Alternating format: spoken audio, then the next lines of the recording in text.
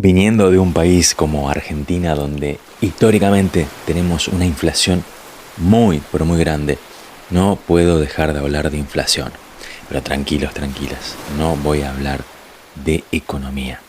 Les voy a compartir los mejores índices de inflación para aplicar a nuestra propia vida. La mejor inflación que se puede tener es la de una voluntad y entusiasmo a prueba de todo, sobre todo a prueba de uno mismo, de los pensamientos que nos autolastiman, que nos sabotean. No hay que creerle tanto a esos pensamientos. Finalmente, son solo eso. No permitas que nada te moleste. No permitas que nada te atemorice. No permitas que nada te desquicie, que nada te enoje. Sé tu propio gestor, tu propio CEO o tu propio jefe. Utiliza la inflación de la pasión para empezar ya eso que tanto temes o que llevas tiempo deseando.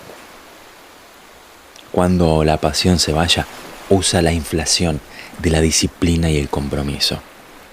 Y cuando estas últimas flaqueen o disminuyan, recurre a la inflación de la terquedad y la tenacidad para finalizar esa tarea o ese sueño. Esto es igual a la historia de la zanahoria, el huevo y el té. A los tres los ponen a hervir. La zanahoria se ablanda, el huevo se endurece y el té cambia y transforma el agua.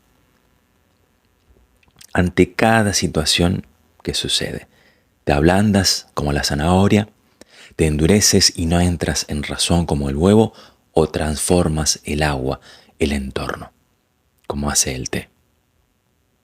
Para finalizar, recordemos los principales índices de inflación para usar a nuestro propio beneficio. Número 1, voluntad y entusiasmo. Número 2, la inflación de pasión.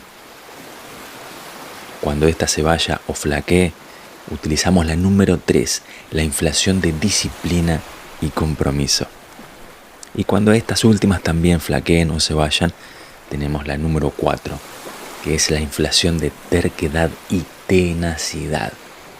No paremos y utilicemos los mejores índices de inflación para nuestro propio beneficio y para cumplir todos nuestros sueños.